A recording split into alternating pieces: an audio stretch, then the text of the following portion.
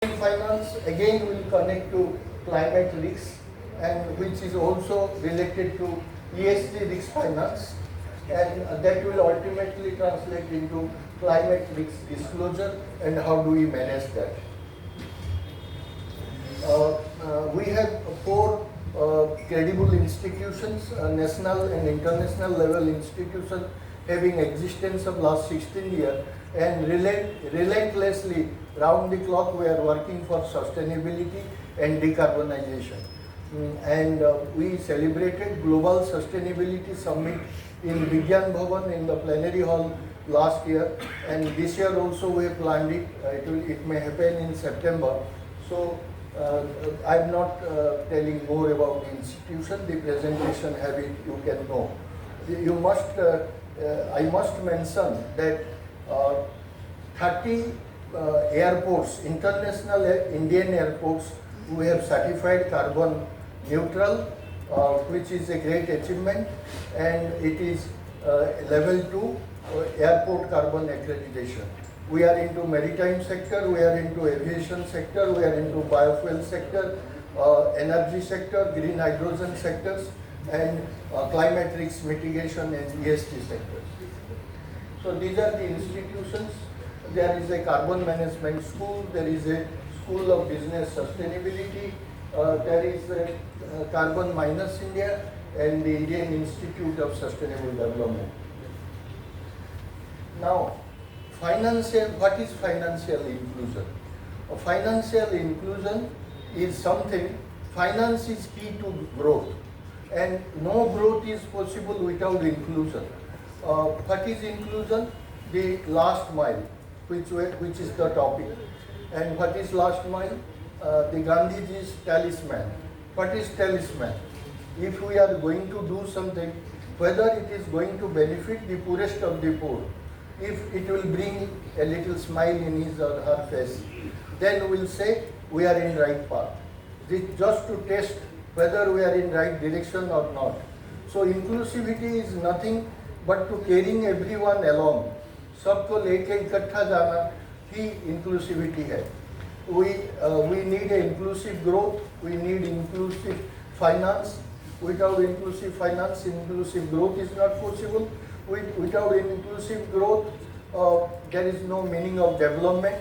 But India is a country with a lot of disparity. The 10% of our wealth is concentrated with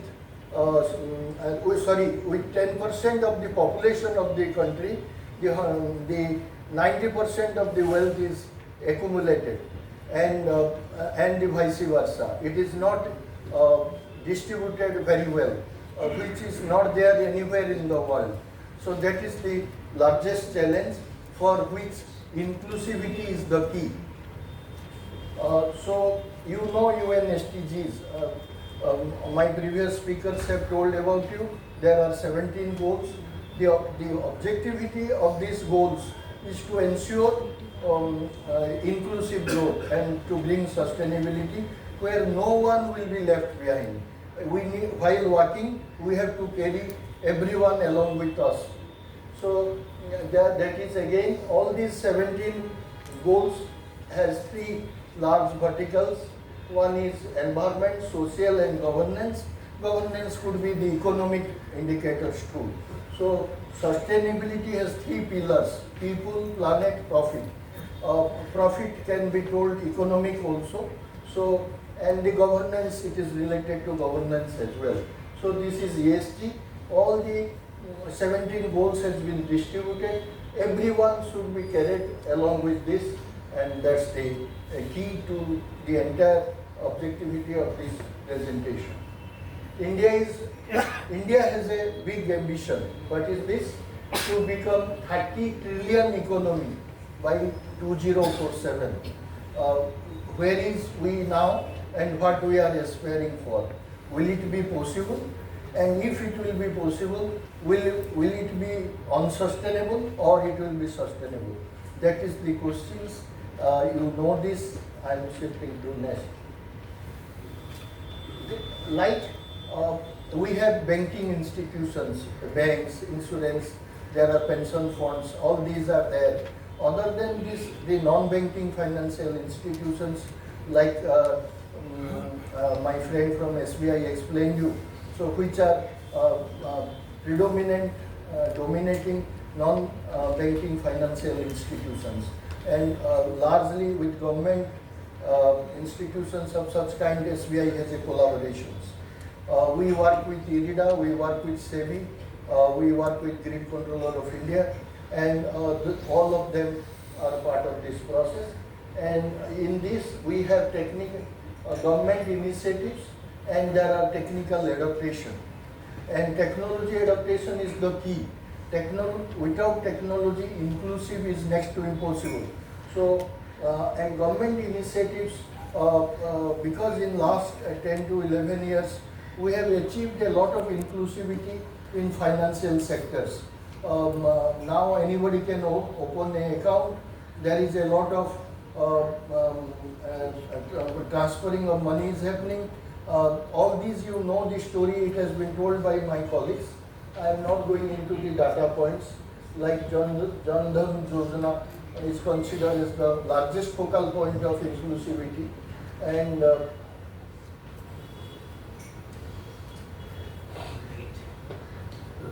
so all these points are the subject of inclusivity, and these are the challenges ahead. This is also covered by our colleagues. Now,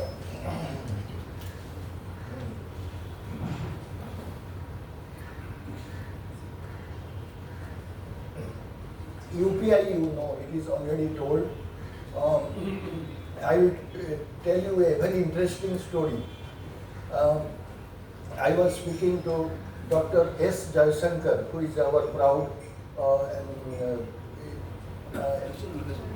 External Affairs Minister, Foreign Minister. So when he was in US during security verification in the Newark International Airport, he is COVID, how many vaccines you have taken. So he showed it in the mobile, and his clearance was done immediately. His son was struggling to find out a paper from the money first to show a hard copy, and it took a lot of time. So Jaishankar told his son, you are living in a developed country, I am from the developing country. So US doesn't have a system that is so advanced. When in G20 so many foreign countries came to us, they told your ordinary thelawala is having a UPI. He neither has a money, there is a box to keep the cash, nor the people have a money purse, and it is all happening very smoothly. So whole world is after India to assist them to introduce UPI system in their countries. So India's respect and got enhanced because of these instruments. Our banking transactions are very fast, one of the fastest in the world, and the digital transformation that we are having in banking sector, no other country is having so far. So we have spoken about digital lending, bridging the credit gap. So these are all extremely important points. And the most important point is AI and machine learning and IoT, all the emerging technologies in India is a front runner, and this government, Modi 3.0, has an ambitious plan to create a special fund for AI. So insurance sector is as important as the banking sector, and because from this links to climate risk and ESG risk. And if you say there is a lot of success story of the LIC, that is, and other agricultural insurance and other kind of insurance, and insurance sector is vital because it find out the solution to this through financial which is mechanisms which is affordable to and a win-win case. So there are micro insurance policies for the government. There are many things are happening into ground. I am not going into the detail for that. And there are many Prime Minister Jeevan Jyoti Yojana, Prime Minister Suraksha Bima Yojana. All those are there, which takes care of the insurance policies of the government. Now, the sustainable development goal, to make it successful, the most important is the social and economic inclusion is must. And to achieve that, we have to have a series of risk management policies linking to many of these UN SDGs and almost all of them. You cannot think of poverty reduction, reduction of hunger, empowerment in education and health, women empowerment without financial inclusion or risk mitigation. Coming to the, so these are the various policies and programs in which Government of India has taken global leadership to achieve those goals. And this is just, I am giving you an example of women empowerment, UN SDGs 5. If you see the gender equality, the PSPs, what is PSPs? Public sector banks.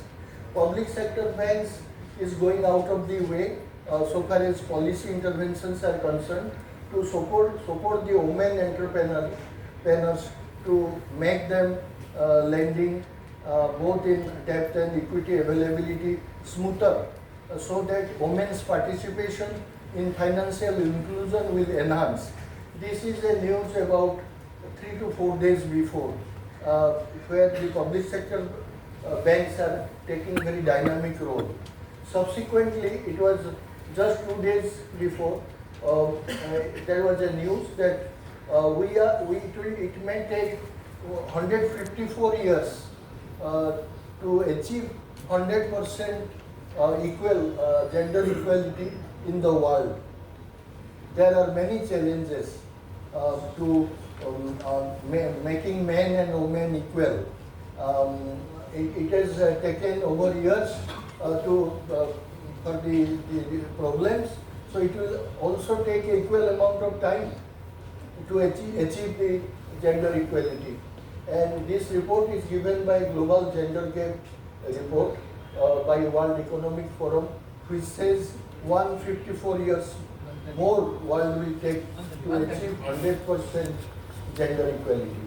And in such a context, Indian public sector banks initiative is really credible.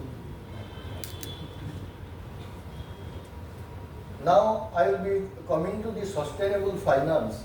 Sustainable finance is the very basic and fundamentals to economic development, and also